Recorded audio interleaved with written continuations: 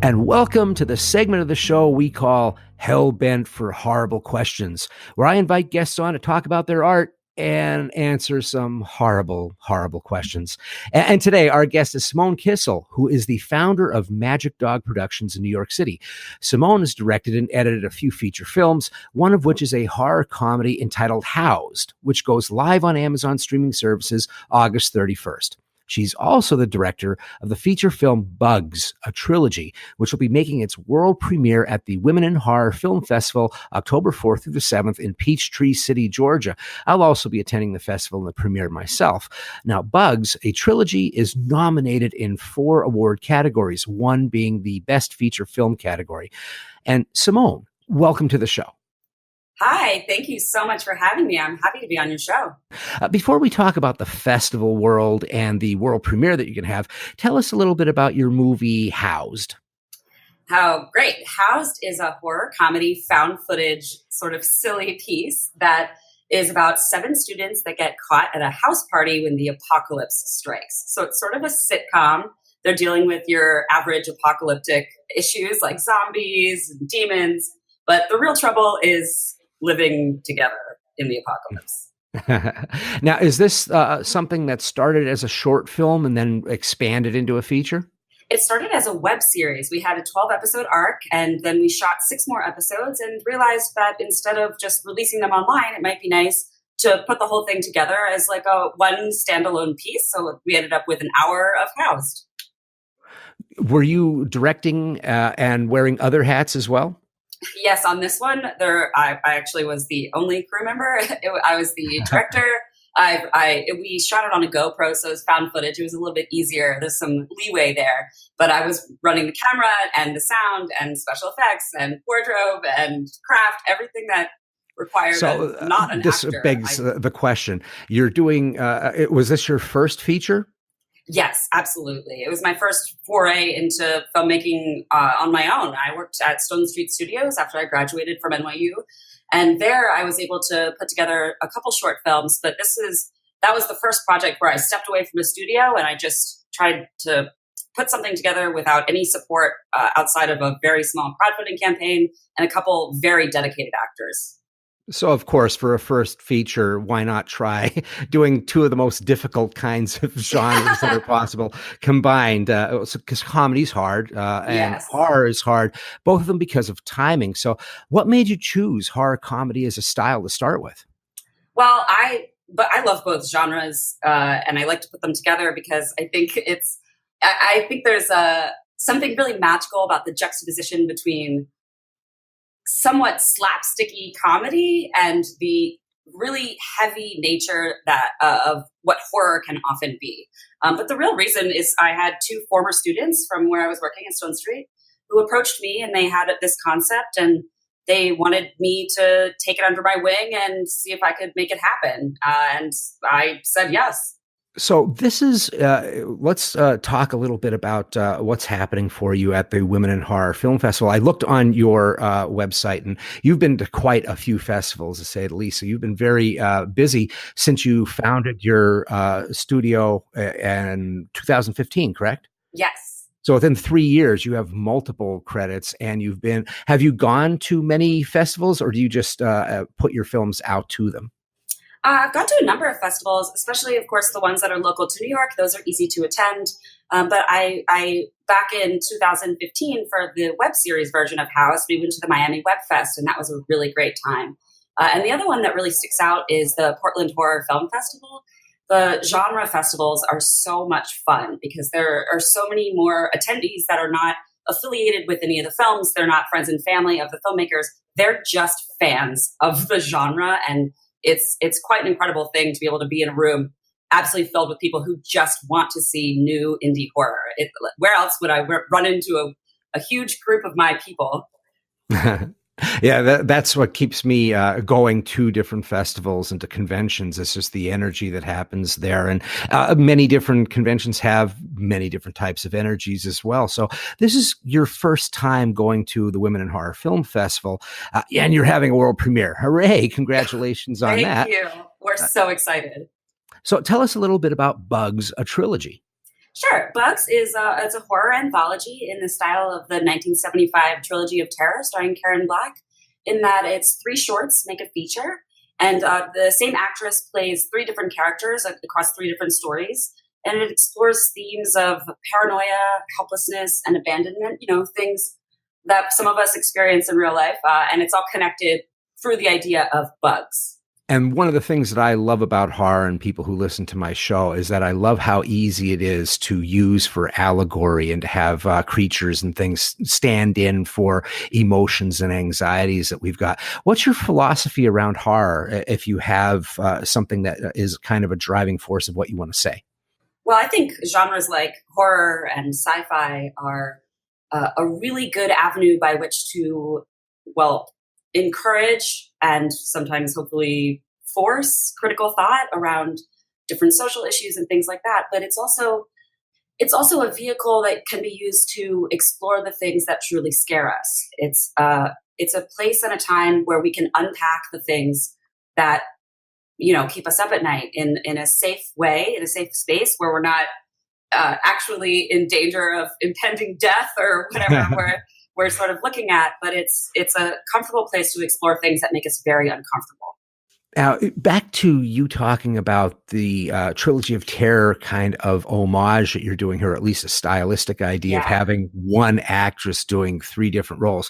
Is that Alexandra Grunberg? Yes, it is. So she wrote Bugs, and she also stars in each one of the pieces of it as well. And she's nominated for Best Performance, correct? Yes, she is. Yeah. So have you both collaborated often? Yeah, so she was one of the two students who approached me about Housed, and ever since then, her writing is just so up my alley.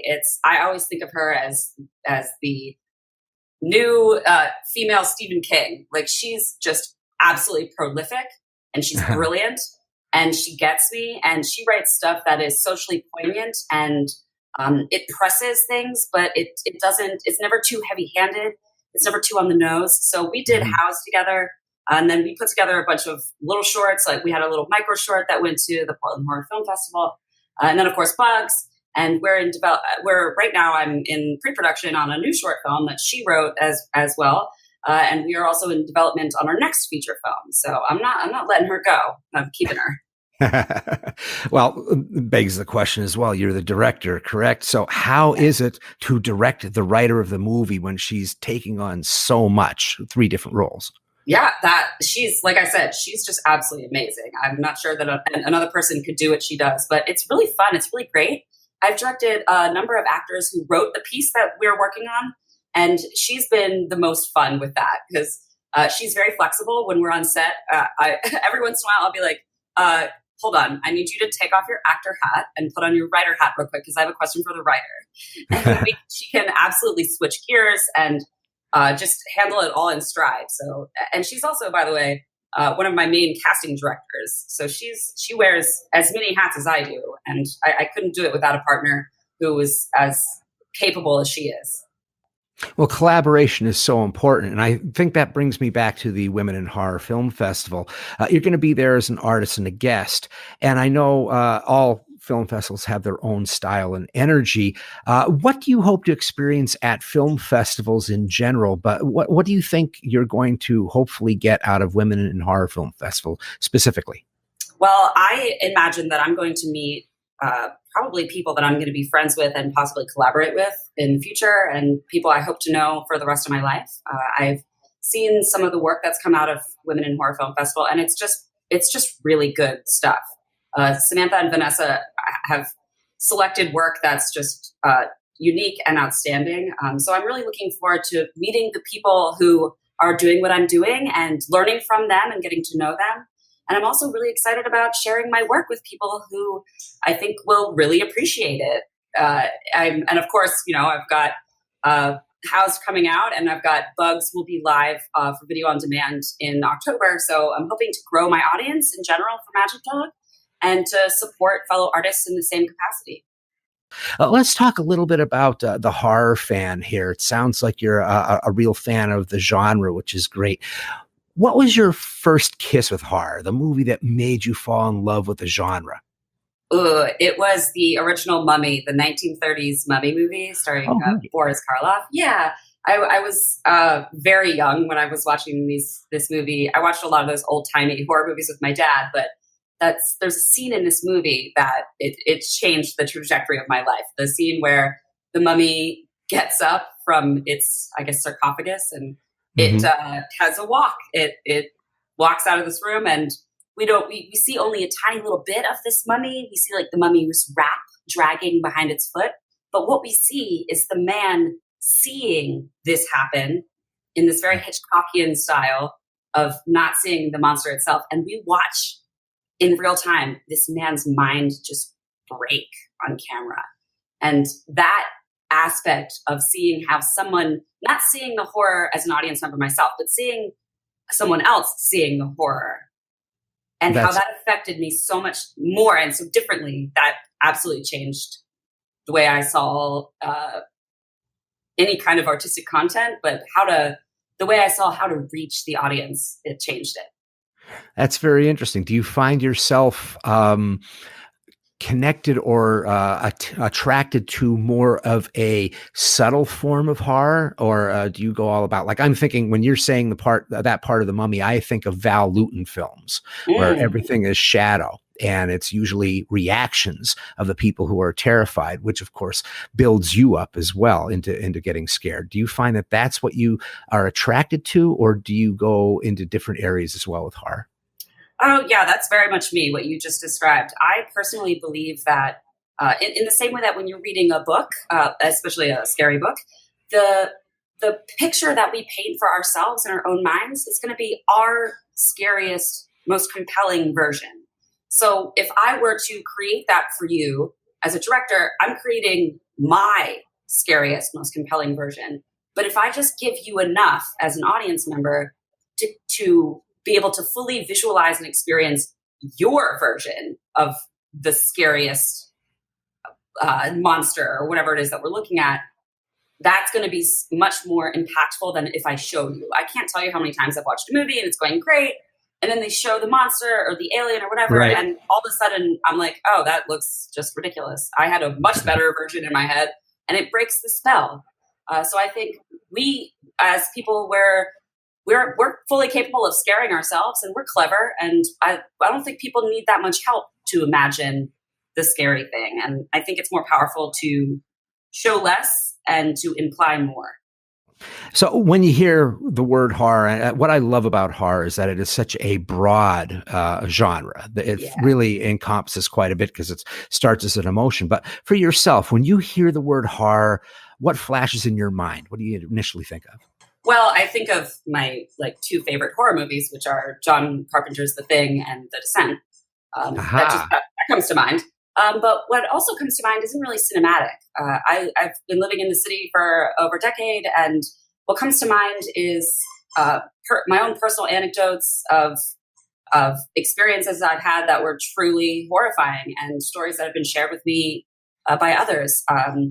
It's those things that make me, keep me up at night and make me wonder what to do about, X and Y. So it's real life that I think of when I think of horror. I think of that first, and then I see it mirrored in cinema itself, like The Descent. Yeah, an excellent film. I think both of those are really, really strong films.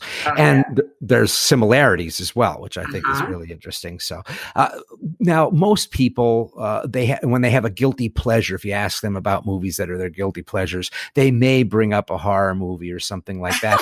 But we're a little bit different. So we love horror movies so much. Perhaps we can look at what your guilty pleasure is, the movie that if people saw everything that you've created and how you extol horror, they'd be like, what? You love that movie? What's your guilty pleasure?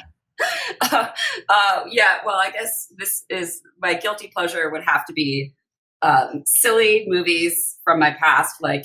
I would say my favorite non-horror movie has got to be like Ace Ventura: When Nature Calls. Absolutely absurd movies. Yeah.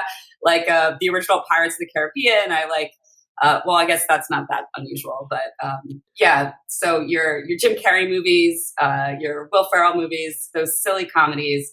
And then this is not a movie, but it is definitely a guilty pleasure. Really wholesome and positive things like Queer Eye and RuPaul's Drag Race, stuff like that. Excellent. And there we go. We descended into the abyss of really, really horrible questions, and you've come out unscathed on the other side. Exactly. Thanks so much for being on Hellbent for Horrible Questions, Simone Kissel. Tell us where people can see Housed or Bugs a Trilogy, or where they can go to keep up with your work. Well, we're Magic Dog Productions, so if you go to magicdogproductions.net, you'll find everything Magic Dog. But tomorrow, August 31st, Housed, the feature, will be live on Amazon.com. And if you have Prime, you can watch it for free. And feel free to give us a review and tell your friends. And thank you again so much, Simone, for being on. And for everyone who's listening, stay hellbent. Thank you so much.